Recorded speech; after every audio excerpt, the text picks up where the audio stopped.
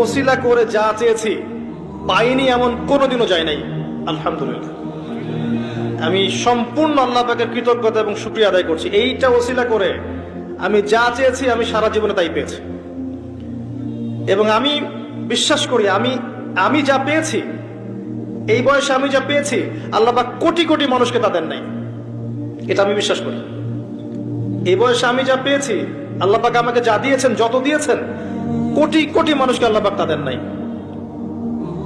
আমি এমনটাই মনে করি। আমি কি শিখাই দেবো সেটা?